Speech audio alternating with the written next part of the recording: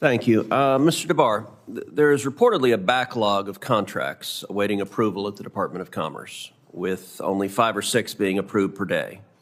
NOAA alone has 5,700 contracts set to expire this year. These contracts include everything from post-hurricane flood assessments to janitorial services. Recently, NOAA came close to letting the contract expire for the Advanced Weather Interactive Processing System. The system is critical for weather forecasters to access weather data from satellites, radar, surface stations, and computer models, and to issue weather warnings. More recently, a data center at Texas A&M was shut down for several days because of bottlenecks in the department's contracting process, depriving Texas emergency and water managers of critical drought forecasts that help them manage reservoirs and track storm surge data and hurricane forecasts in real time.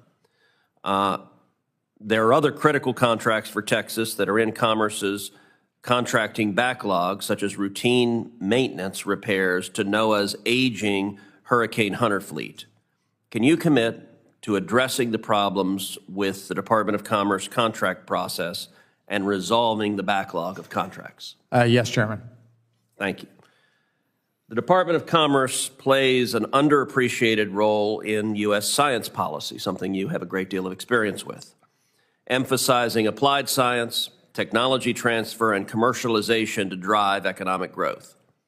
Given your experience managing national laboratories and advancing tech transfer at the Department of Energy, what lessons could the Commerce Department apply to better accelerate public-private partnerships and the commercialization of federally funded R&D?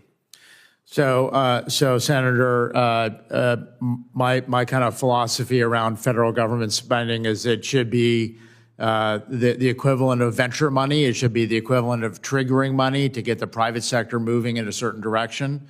Certainly discovery science is a big part of it, but how do you translate it, as your question posed, is vitally important. So taking a look at the structure around Bayh-Dole and Weiler-Stevenson that actually makes that possible, but how do we make that easier? And also, how do we set up better communities for people to see what we've invented or supported invention, either in the private sector or in the universities? And how do we make it easier for people to go do that is certainly something I did at DOE and would look to push that forward at Commerce. Thank you. I look forward to working with you in that regard. Finally, the United States has been a global leader in technological innovation due to our free enterprise system and strong rule of law. Our nation's leadership in critical emerging technologies like artificial intelligence will hinge on whether we embrace entrepreneurial freedom or instead adopt a European-style command and control regulatory scheme. You correctly recognize that the United States must continue to outpace China and remain the global leader in AI. What is at risk if we go the direction of Europe and the Biden administration and adopt heavy-handed AI regulations requiring prior approval before new innovations can be implemented? So the AI sector, and you can't even say sector, but the AI applications are so darn broad. Everything from energy to agriculture to financial services, and I could keep going, is so wide that regulating something with that breadth and that width and people's ability to invent things across those and many other industries would impede economic progress and that whole sector and productivity for the whole economy and the welfare for everyday American citizens.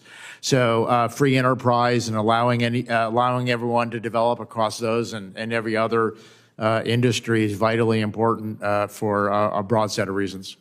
During the Biden administration, the National Institute of Standards and Technology, NIST, including the AI Safety Institute, looked at the worst of the European Union tech regulation, policing, quote, misinformation as a part of, quote, measuring AI and its, quote, risks. This was all nonsense. If confirmed, how will you restore NIST to its apolitical statutory mission and eliminate Trojan horse social policy? So NIST has certain strengths that is clearly leader in the world, and one's on standards, one's on identifying the kind of the capabilities of certain technologies and measuring those. And so those, I think trying to have NIST stick to the traditional area that it does very well in versus expanding it into other areas, I think that's probably the right way to go for NIST in this particular area. Terrific. So my final question is required of all nominees. If confirmed, do you pledge to work collaboratively with this committee to provide thorough and timely responses to the committee's requests and to appear before the committee when requested? Yes, Senator. Thank you. I have letters of support from various organizations for Mr. DeBar's nomination, and I ask unanimous consent for them to be inserted in the hearing record. Without objection, so ordered. Senators will have until the close of business on Friday, May 2nd, to submit questions for the record. The nominee will have until the close of business on Monday, May 5th, to respond to those questions. So you'll have a busy weekend. That concludes today's hearing. The committee stands adjourned.